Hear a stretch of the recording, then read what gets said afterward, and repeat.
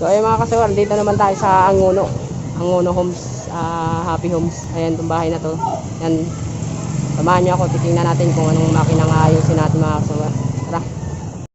So ito mga kasawar yung ayusin natin ngayon, yung overlock seruba. So bubuksan natin muna to. Ayan. Bali ang problema nito mga kasawar, ito yung ngipin niya umaalog. Taas baba ang alog nito.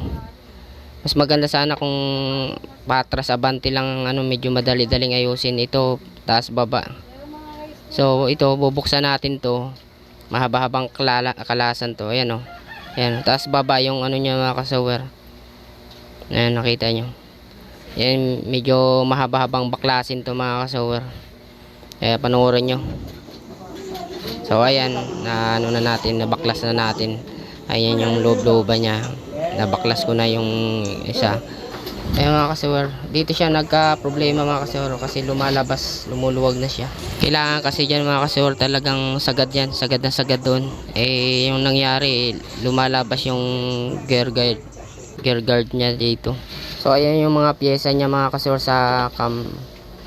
Ito yung may problema mga kasawar. Ayan, yan medyo maano na nga pero mukhang mag-aayos pa naman. So ayan mga kasawar, nilagyan ko na ng mga number para malaman nyo kung paano yung isa-isa natin ipasok yan.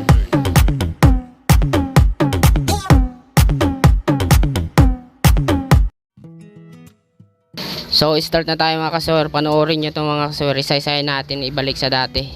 Then like and share nyo to. Then ipapasword ko lang kasi medyo mahaba-habang baklasin to mga kasawar. Hindi ko na kasi may copyright, may sounds kasi, kaya nag voice cover na lang din ako.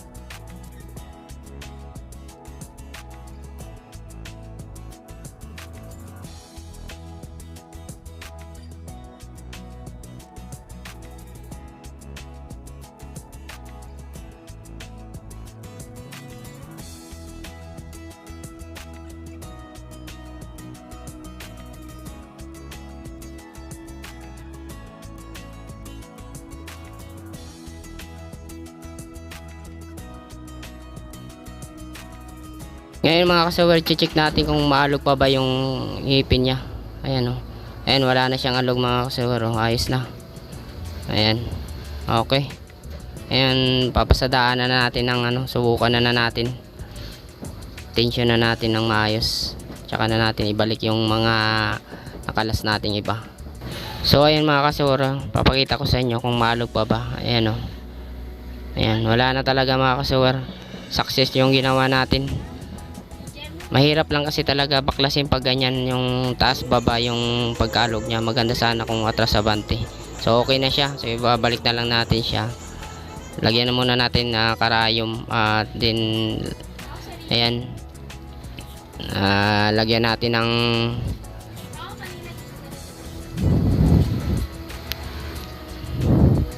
lalagyan na natin ng sinulid mga kasawer. Ayan na siya. Ayan, tsaka na natin i-tension, i-timing. Ayusin na lang natin yung tension nya. Ayan, wala na talagang alog. Okay na. Ayan, babalik na natin to. Ayan na natin to lagyan takip doon.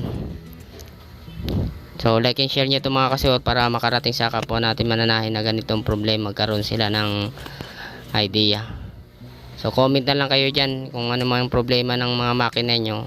O kung sino man yung papaservice. Nandyan sa description yung contact number na FB account natin, PM nyo na lang ako dyan. So tara, subukan na natin.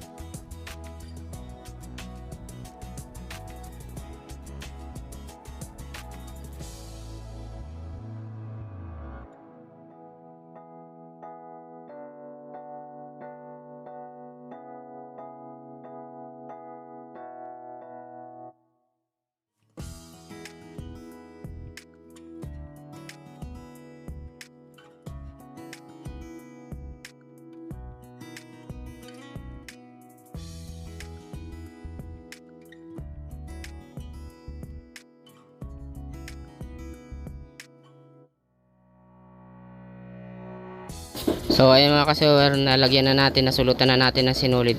Ngayon papasadaan na natin siya at ititensyon na natin.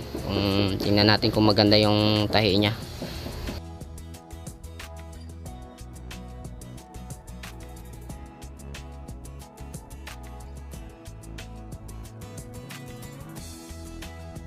Ayan, ritaso tayo.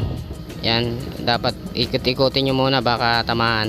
Saka natin paandarin. Ayan, maganda naman yung takbo. Ayan, maluwag lang siya mga kasawer. Kunting sikip lang. So, tingnan natin kung saan mahigpit dyan. Ito. And masikip, luwagan lang natin yan. Ang gitna niya. Tsaka yung unahan dito sa labas. Pasada. Oops. Luwag pa, luwag.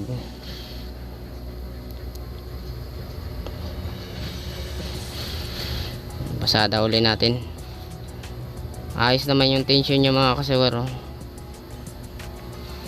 Ayos naman yung tahi niya pala. Ititensyon na lang pala natin. Ayan. Okay. Okay na. Pero napansin natin parang may tinga siya. Ayan o. Ayan.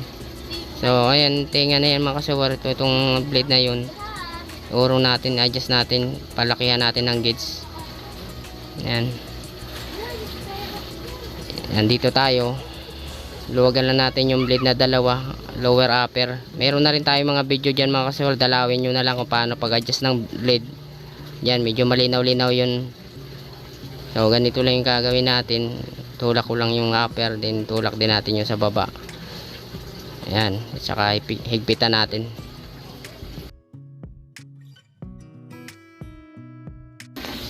Then pasada uli, subukan uli natin kung ayos na ba yung tension nya.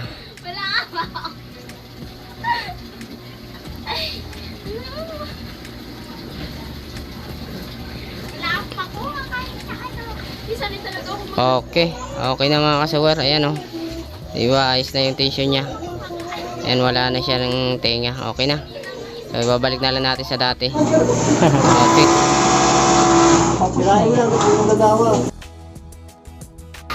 So ayan mga kasawer, sana nasundan nyo kung paano natin ginawa itong video na to. So mag-comment na lang kayo kung may katanungan kayo dyan. Like and share nyo to mga kasawer para makarating sa kapwa natin mananahin na ganito yung problema.